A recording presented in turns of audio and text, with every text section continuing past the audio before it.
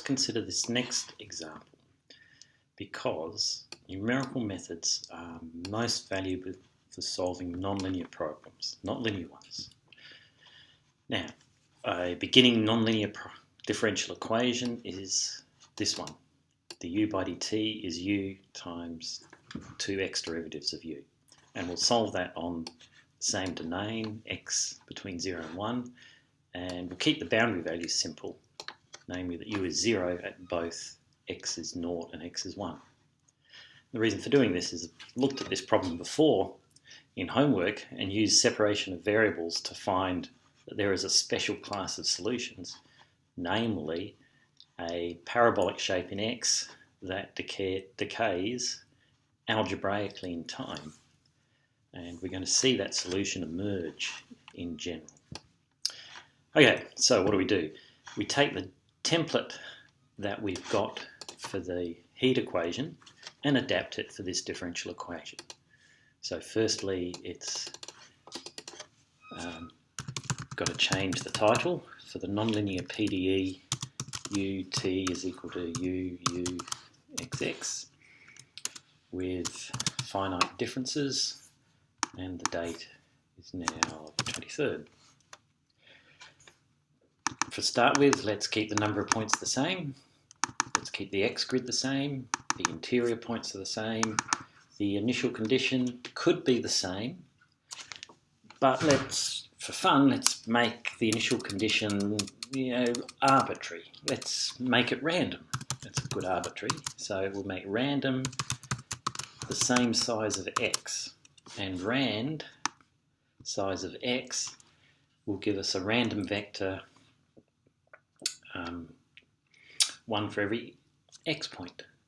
So we can see the effect of all those just by copying and pasting. Alright, so there's the number of points. They're spread out in the equispace grid x. J is the index of the interior points, and here is our random initial condition, values randomly between 0 and 1. So that'll be interesting to see what happens. Then the ODE 15S, that can be the same.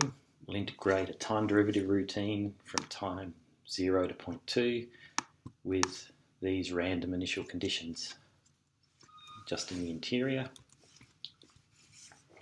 Then we'll plot the answers just exactly the same way. That hasn't changed. Then there's the time derivative routine. How does that change? Well, it's exactly the same except for the differential equation. We just change the right-hand side. So this, what's there, computes the second derivative. So to multiply that by u, we just multiply it by u dot times to show that that is done component-wise. So this is a vector result, this is a vector, and dot times is component by component multiplication. And that represents a discretization of u du by dx. Boundary values are going to be 0 on the left, and they're going to be zeros on the right. So let's code that. A 0 for every t that's given. And that's basically it. So now let's run that. And here's the computed solution. So space x runs from 0 to 1, from the bottom middle to the middle right, and time goes 0 at the middle bottom to 0.2 on the left. And you can see at time 0, the random initial conditions are very jagged, and then as time goes on, the solution smooths out because diffusion is essentially a smoothing operator. You can get another view of this surface by rotating it around to a view that's pretty much the same as in the notes. And what do you see? You see very rapidly, despite the jaggedness of the initial condition, the solution hones in onto a parabola, and that this parabola appears to be decaying in time. So we can check that out. Okay, so let's do that. So 11 points, that's not very many. Let's try 20 to make it a little bit more accurate. integrate longer in time, say over time 2, and let's have a look. Oh, look at that. Rotate the graph around, you can see the very jagged initial condition, the rapid decay to a parabolic shape, and then this parabolic shape decays in time. There, you can see it in this view, where time goes from 0 on the right to 2 on the left. Isn't that beautiful? So that's our computer solution numerically, showing how the algebraic decaying parabola emerges in general. Now, we can do other things with this differential equation. What if it's more complicated? So what if it's du by dt is equal to u times uxx plus some forcing? Let's add a forcing. Say, let's add 1 minus x to the differential equation. We code that as adding 1 minus xj to get an x value for every grid point, and run that. We have a look at the solution, and there it is.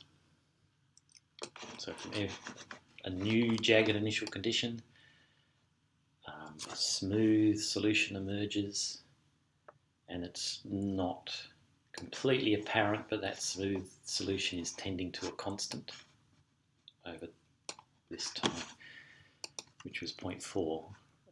Maybe I should have made it a longer time. Let's integrate over a longer time. Let's explore.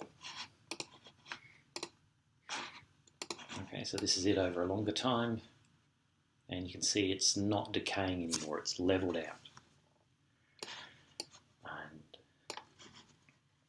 It's no longer exactly a parabola, it's shifted a little bit towards x is equal to 0. And that's because the forcing is strongest at x is equal to 0.